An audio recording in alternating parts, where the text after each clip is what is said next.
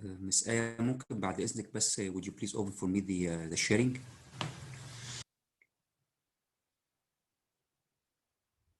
حضرتك دلوقتي كو-هوست، تقدر تعمل شير. Doesn't seem that I can do this. Okay, now I can.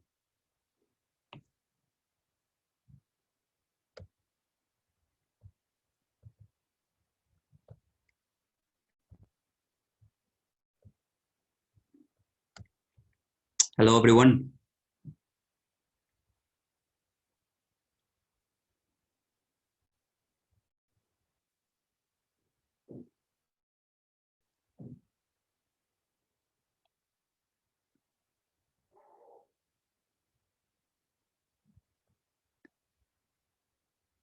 Okay, so I guess I can start right now. My name is Mohammed.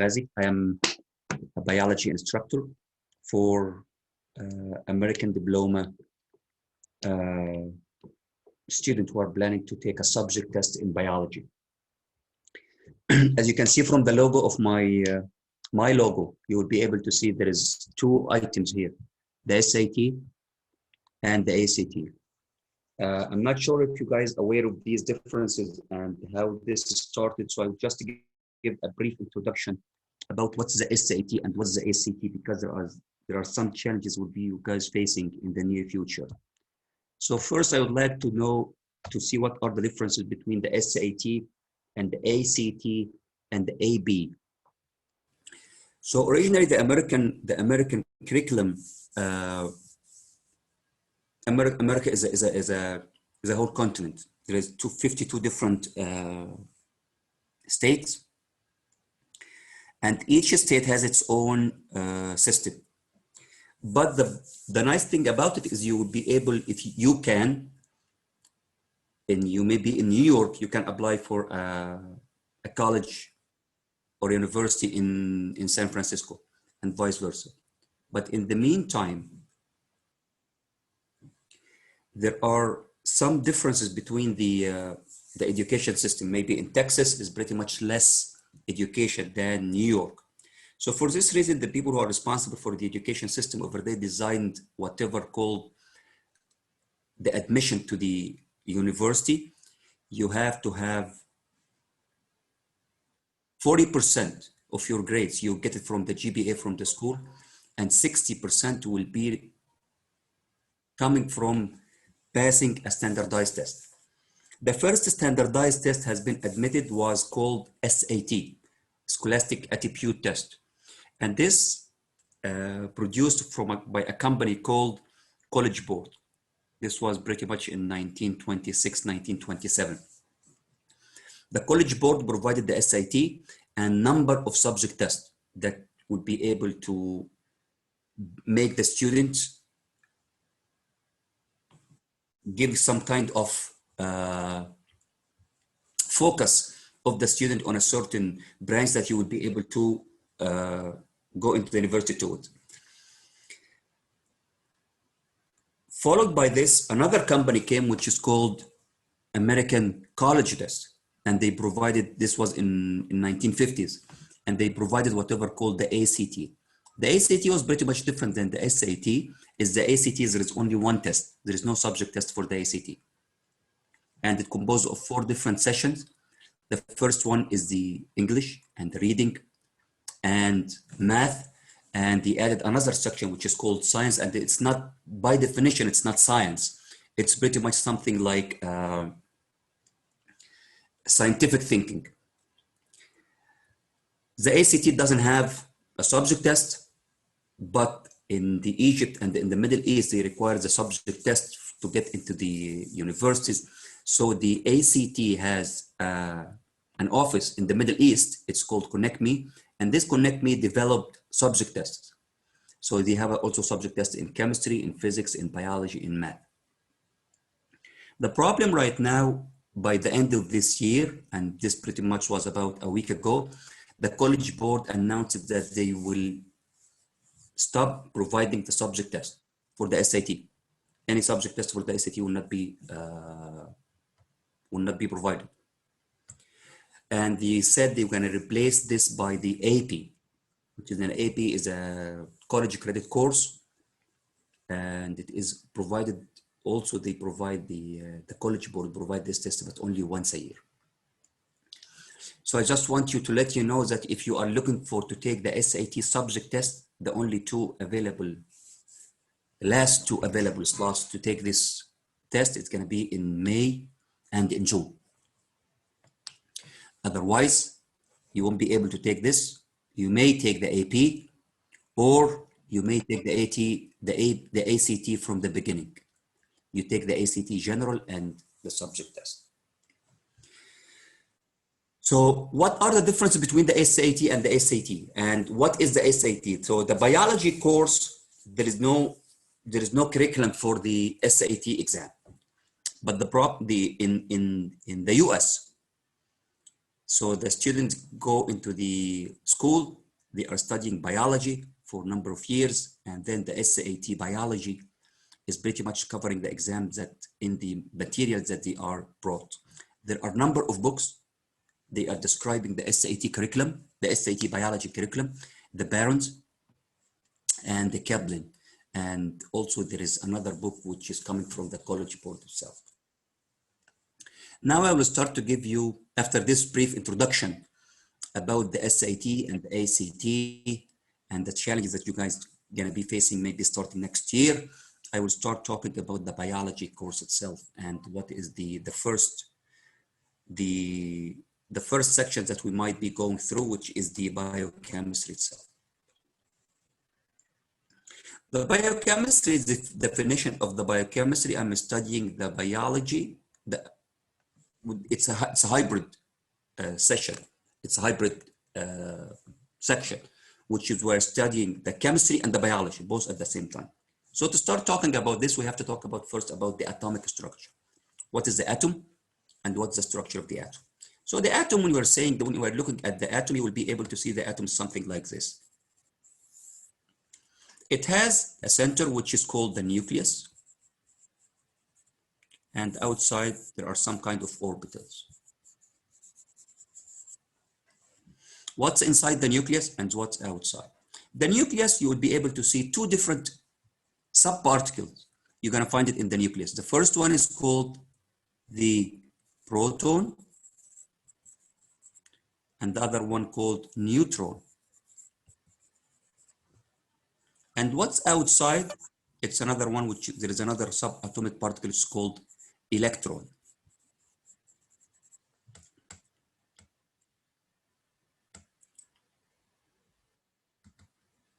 Proton, you're gonna find it in the nucleus. Neutron, you're also gonna find it in the nucleus. And electron, you're gonna find it outside in the nucleus in the orbitals outside.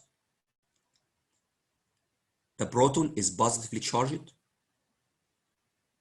and it has a mass. The neutron is neutrally charged, there is no charge, and it also has a mass. And the electron, it doesn't have a mass, but it has a negative charge.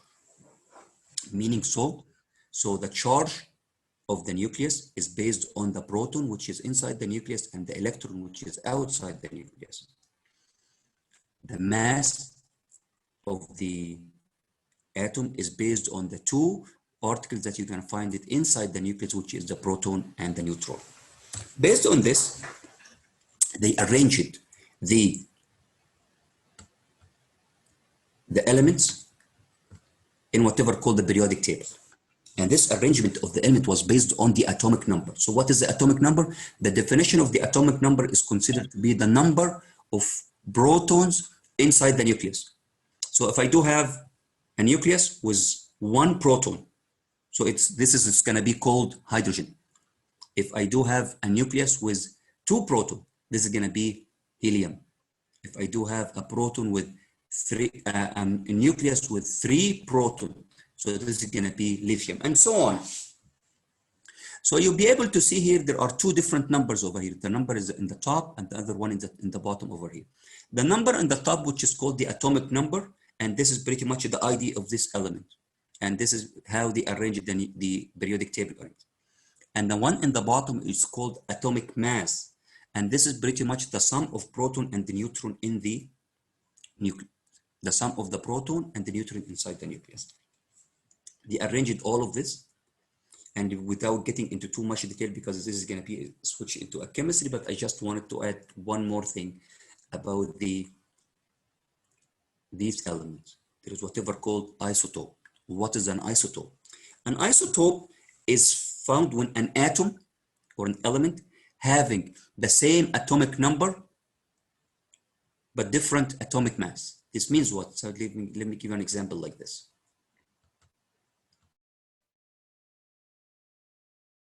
For example, if I do have the carbon over here, let's go here and see the carbon is, the atomic number is 6 and the atomic mass is 12, meaning it does have 6 protons and 6 neutrons and 6 electrons. They found there is another form of the carbon does exist in the nature, is called C614. This means it does have still again 6 protons and 6 electrons, but instead of 6 neutrons, it does have 8 neutrons. And this is whatever called an isotope. So isotope is meaning when there is an atom, one element have the same number of proton but different number of neutrons. So for example, here the carbon has 6 neutrons while carbon 14 has 8 neutrons. Some of these isotopes started to have some kind of radioactivity. That's why it's called radioisotope. This is pretty much something like the uranium that be used for the atomic bomb uses. Based on this table, which you guys have right now, the different elements are arranged based on numbers, starting 1, 2, 3, 4, 5, 6, and so on. So they start to find that not all of these elements does exist in nature as elements. They does exist in sort of molecule or compound. How did they exist?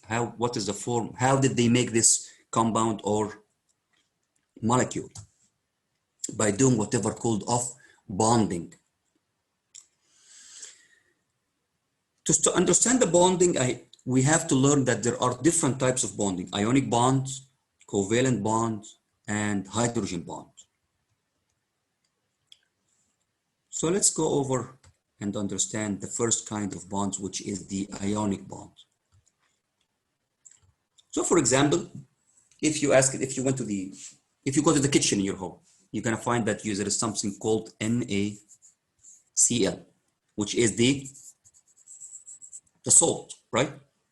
NaCl. If you look here, do you see any Na or Cl?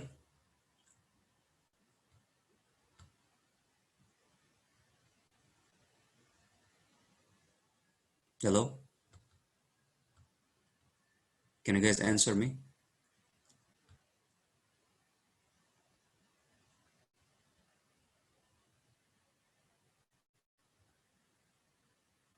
Yusuf.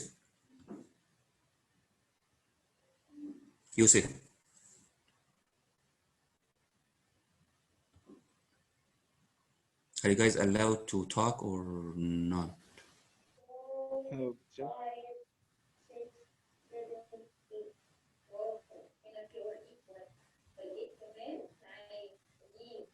Hello?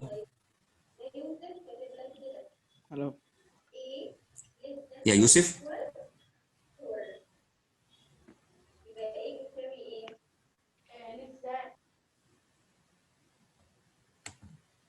Okay, so let's continue. Okay, do you see here any NaCl as an NaCl? No. No. But you will be able to see an Na by itself, and something over here you will be able to see a Cl, right?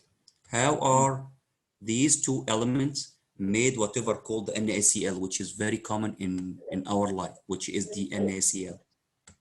So the NaCl, when it does exist, then let's look to each one of those what is the atomic configuration for it. So the Na has atomic numbers called 11, meaning it does have here over here a nucleus. This nucleus has 11 proton and 11 neutron and 11 electron. So these 11 electrons are arranged like this. The first orbital, it carries only 2.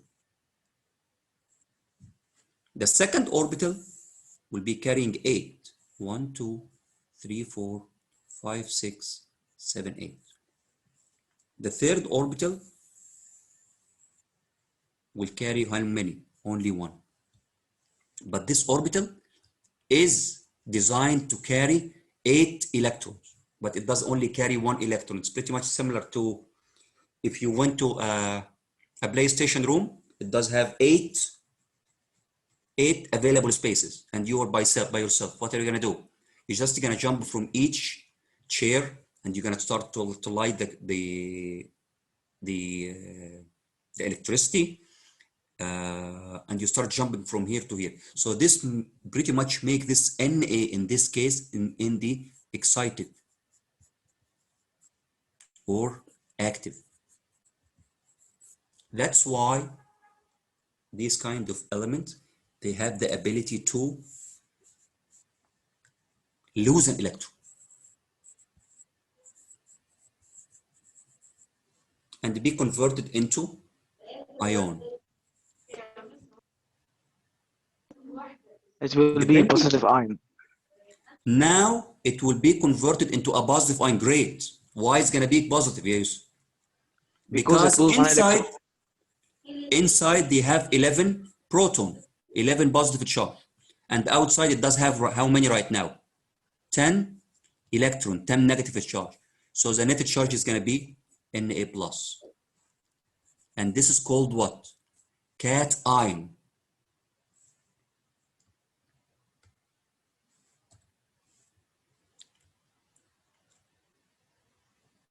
Cation. The second part, which is going to be the Cl, let's talk about the Cl. So the Cl, the atomic number is 17, so it does have nucleus. The first 2 electrons are going to be here. The second one has 8. So this is going to be total 10, now 17. So it requires how many electrons to be more stable and satisfied? It requires 1, so they're going to gain an electron. So if this is the Cl, and this is the Na. The Na, as we mentioned over here, has 2, and then 2, 3, 4, 5, 6, 7, 8, and then 1. And this Na will lose an electron and will be converted into Na plus. And this electron will be transferred here into the Cl. So the Cl will gain an electron. It's going to be Cl minus. And this negative charge and positive charge will attract together to make whatever called NaCl. And this kind of bond is called ionic bond. Why it's called ionic bond? Because there is some kind of attraction between a negative charge and a positive charge. There was here a complete loss of an electron, and here a complete gain of another electron. Any questions so far? No. Great. So this is the ionic bond when there is electron transfer. And when an atom gain an electron,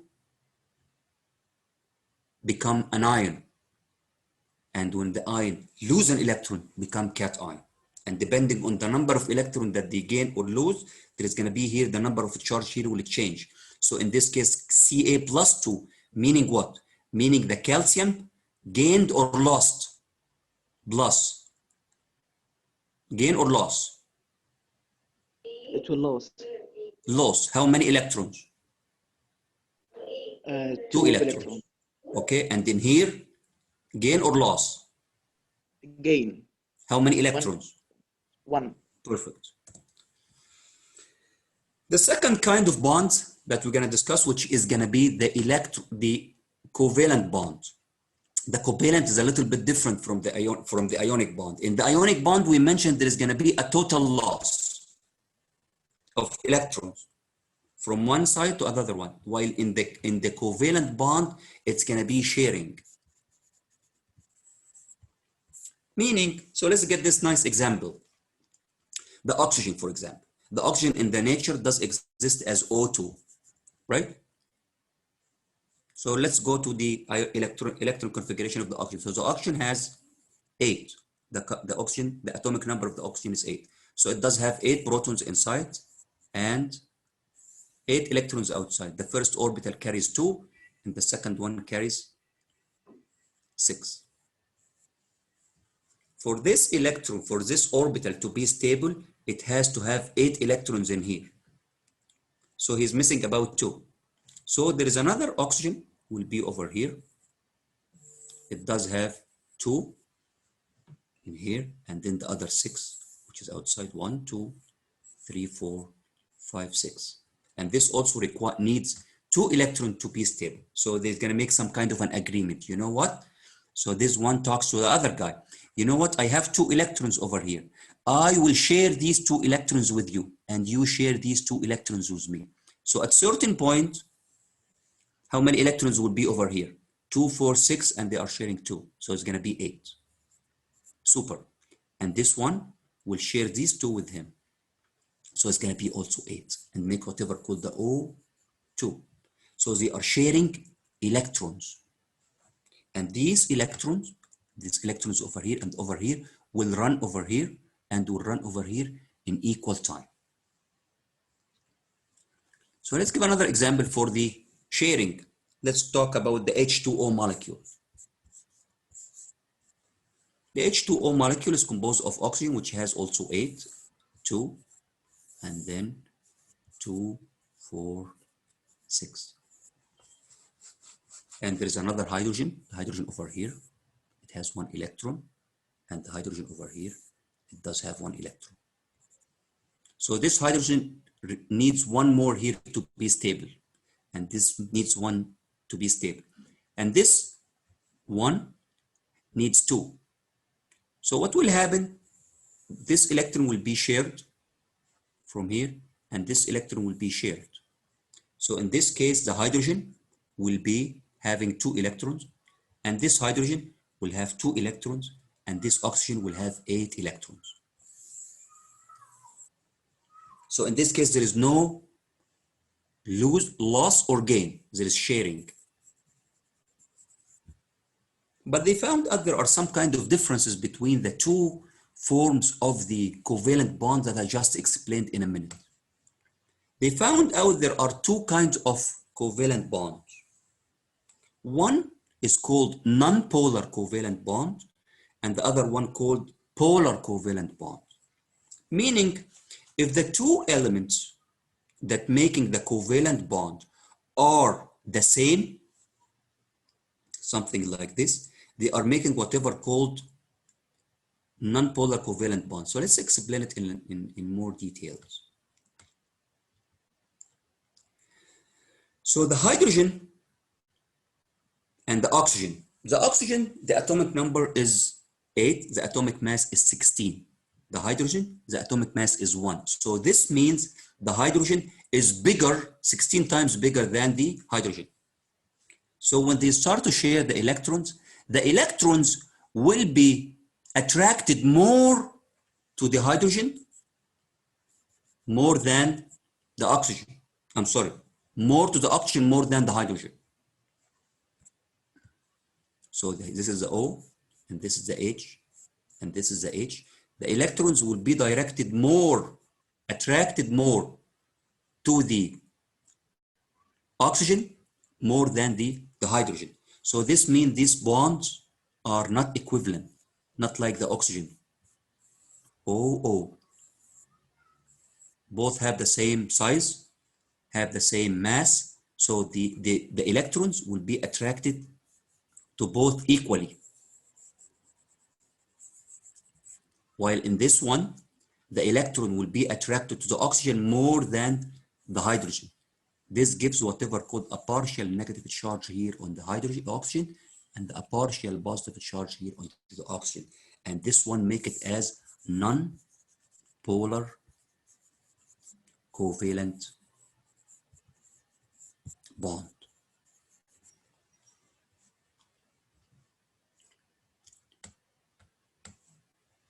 Any questions so far? No, thank you.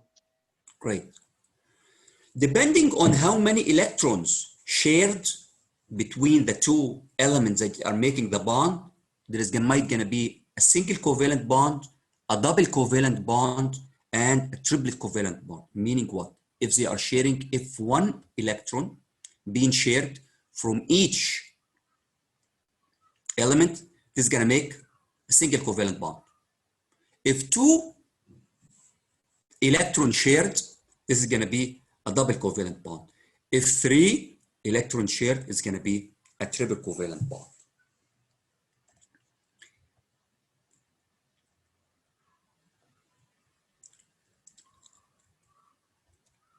This covalent bond, the non-polar covalent bond, which has been produced or made by the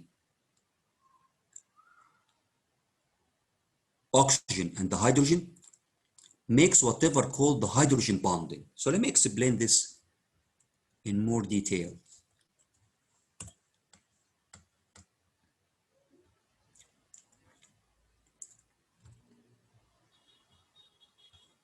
So when we looked here at the oxygen and the hydrogen, which is the H2o, and this big guy is the oxygen, and these small guys are the hydrogen.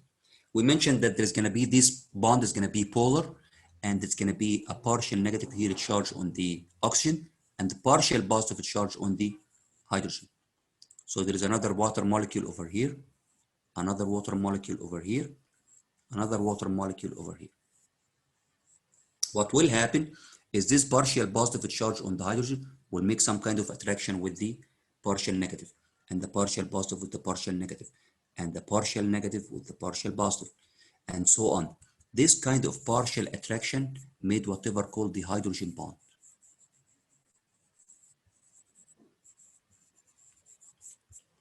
And this hydrogen bond is weak bond, and it plays a very important role in our life. It's responsible for the shape of the water and the characteristics of the water. It is responsible for the structure of the protein, as we're going to learn later. Responsible for the structure of the DNA, as we're going to also learn. It's very important. It comes from a non-polar covalent bond and the attraction between a partially negative charge and a partially positive charge.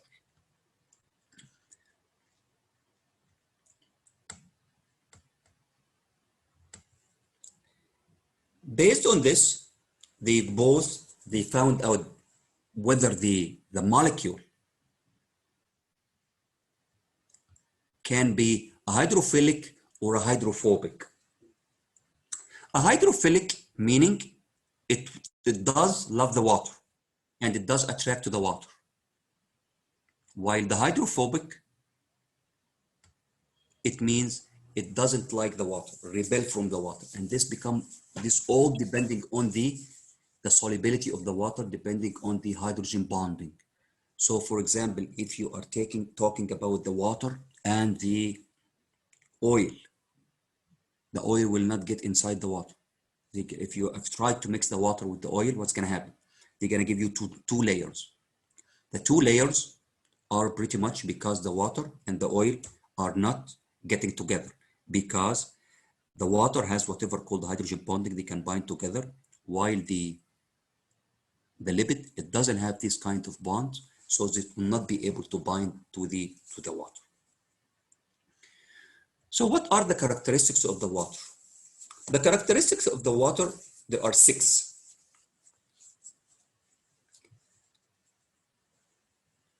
Two of them are correlated with the heat, the other 2 with binding to each other, and one is very important, as I'm sure that you guys all know it, with the ice is less dense than water, and we're going to explain this in detail. So let's talk about the heat. What are the the water has specific heat, high specific heat. Meaning what? Meaning when the water is require energy or heat to absorb for 1 gram for a substance to increase for 1 temperature. So meaning that the water is very stable. It requires high heat to change the temperature. And this is why pretty much a surface like the ocean, the sea, and the river, it doesn't evaporate easily because it requires to absorb so much water, so much heat, and try to evaporate. So it can be able to resist this kind of a change in the temperature. Same, and pretty much depending on the first one, water has high heat of evaporation. It requires high heat to gain high heat to start to change its phase from the liquid phase into the gaseous phase. So pretty much if you wanted to start to heat the water, it will start to evaporate at 100 degrees. When it start to lose this kind of hydrogen bonding that bind the H2o molecules together, it will to degrade this kind of hydrogen bonding together. So two characteristics of the water have high specific heat and high heat of vaporization. The second two, the water also has high adhesion properties and strong cohesion tension.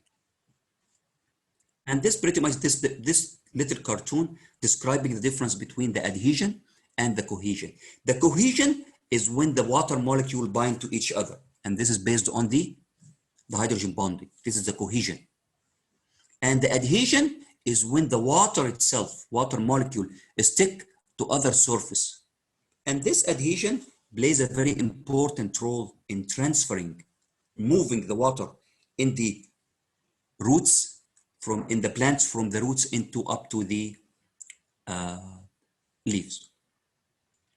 Water is considered to be as a universal solvent because the water, as we mentioned, is a polar molecule. It dissolves all of the polar elements except the non-polar element. It's not going to go through in the water. And ice is less than water. Do you guys have an idea about this? Have you always drink Coke, for example, and when you go to drink the Coke, sometimes it's not cold and you get some kind of ice from the fridge and you put it on the Coke and you find the ice is floating. And after the temperature of the ice increased, what will happen? You're gonna find it's gonna be the same. So what is the difference? Why the water pretty much, why the ice is denser than the water? So let's look at if this is a water molecules, different water molecules.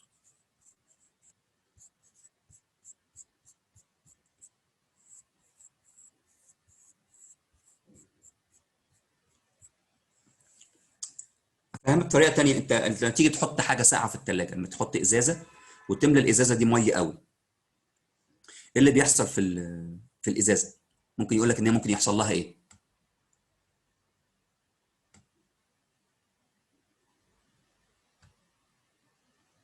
في حد هنا ممكن يرد عليا؟ It becomes smaller. ايه اللي هيحصل في الازازه لو انا مليتها ميه وقفلتها وحطيتها في الفريزر؟ Yeah, it becomes smaller. هت ايه؟ Becomes smaller. لا مش هتكمز سمول، دي هتتكسر. صح؟ لو جبنا ازاز كده اهوت او لو انت جبتي ايس كيوبس تتكمش كده. لا طب بصي تخيلات، يعني لو انت جبتي الايس كيوبس بتاعتك ومليتيها ميه وحطيتيها في الثلاجه في الفريزر، هتلاقي ان بعد شويه كده الايس كيوب بدات تخرج من مكانها وبقت اكبر شويه، صح؟ كويس قوي. let's open all this. This is water molecules at room temperature or at 4 degrees. What will happen if I put this in the freezer? So the bonds will be a little bit more longer. So if I put this amount of water molecule in an ice cube and I put it in the freezer, what will happen? The bonds will be expanding. So it's going to be like this.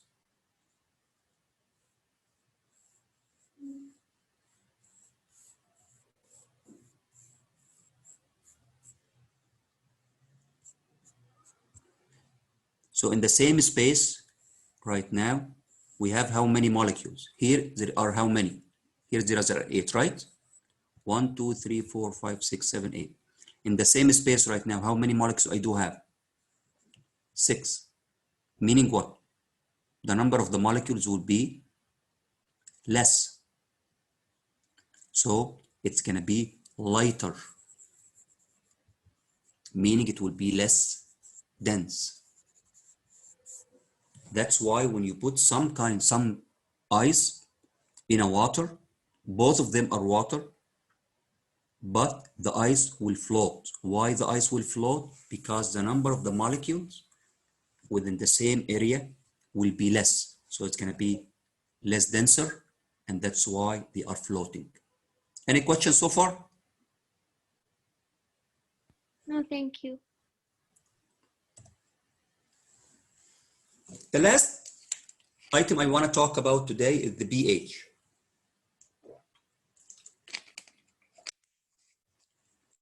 The pH is a scale, or it's some kind of measurement that it determines the acidity or alkalinity of a solution. What does this mean? Means in our body جسمنا, we do have so many solutions. We have the blood, and we do have the stomach juice, and we do have the tears, and we have the let's talk about this, for example.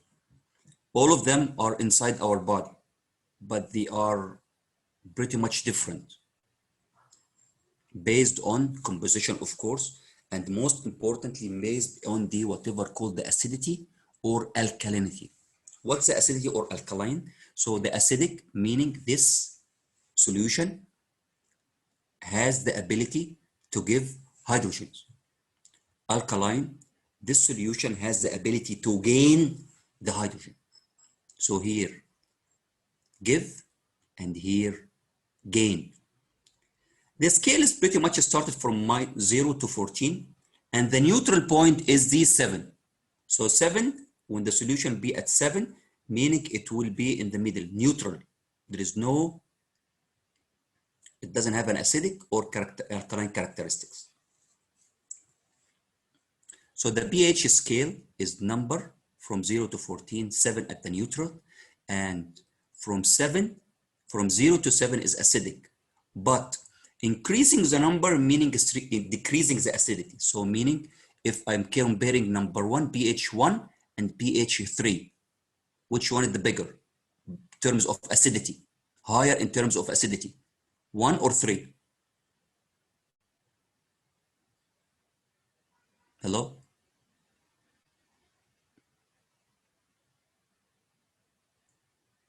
So I would say that the pH 1 is acidic than pH 3, and pH 2 is acidic than pH 4, and pH 3 is acidic than pH 6. Yeah. On the other side,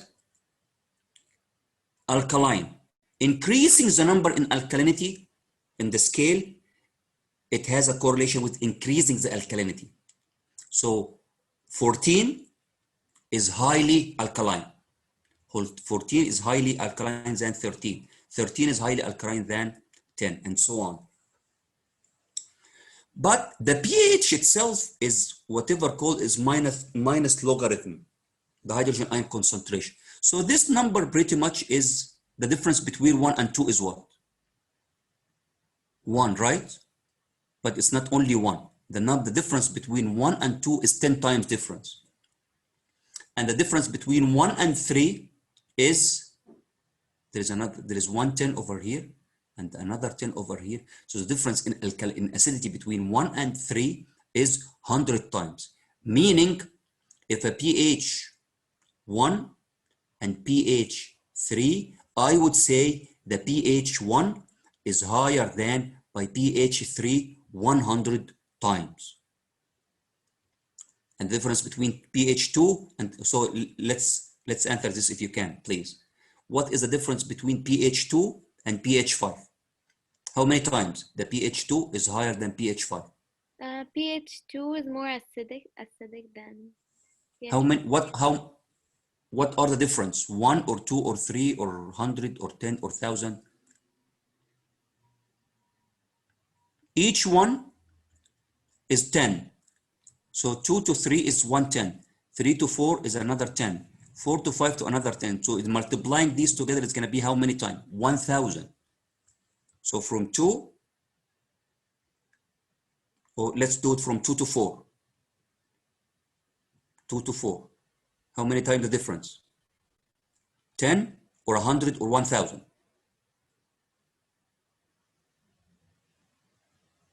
100. 100, great. 2 to 4 is 100. Let's do again. From 6 to 8, what are the differences? 100. 100. pH 7 is very important because it is a neutral, so there is no giving or gaining. We just want you to remind you that the pH of the blood is 7.4. pH of the stomach is 2. pH of the small intestine is around 8 or 9. And these changes in the pH, there is some kind of a requirement to control the pH in our body. So there is whatever called buffering system. So what is a buffer system? The buffer system is a system developed in our body to control the change, the sudden change in the pH. So the blood, for example, has whatever called the carbon dioxide bicarbonate system.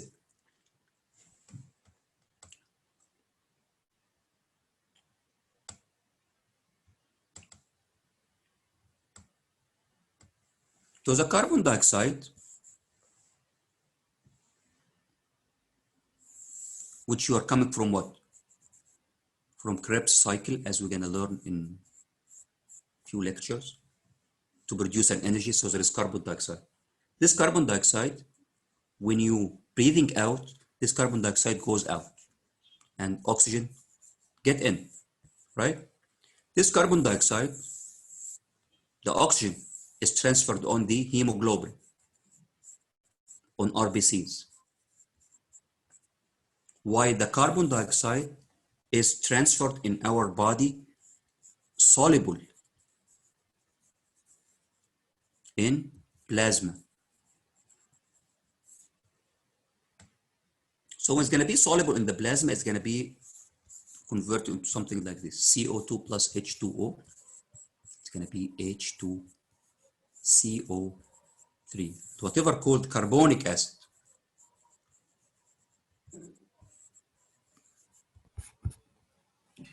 This carbonic acid has the ability to lose an electron and convert it into HCO3 or whatever called bicarbonate.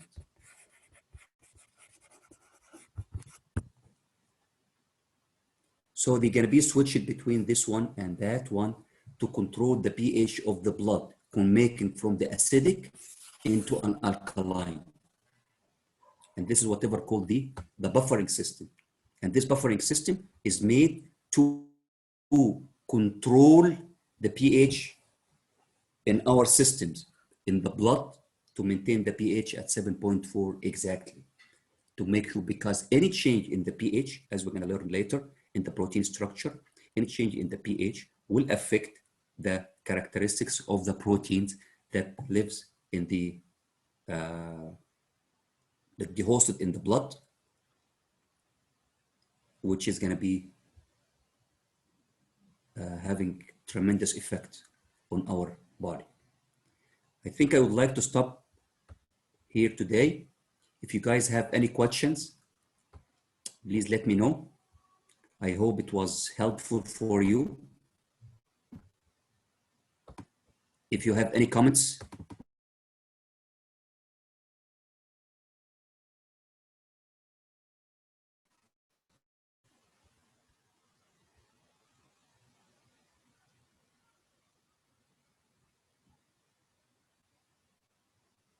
any questions? No, thank you. Thank you. Did you like it, Yanori? Yes. Great. Great. I'm so glad. Where are you located? I'm at Saudi Arabia. What? Saudi Arabia. Saudi Arabia? Yeah. Great. Great.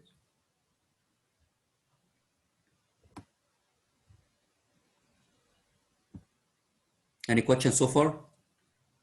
No, no questions. Thank you. Okay. شكرا Great. جدا Great. دكتور محمد، سيشن ممتاز، واي حد حابب يعرف ياخد الريكورد فممكن يبعت لنا على الرقم اللي انا كاتباه في الشات. وشكرا جدا جدا لحضرتك ولوقت حضرتك ومجهود حضرتك. ميرسي جدا يا فندم. ميرسي. السلام عليكم. عليكم السلام. Bye. باي باي.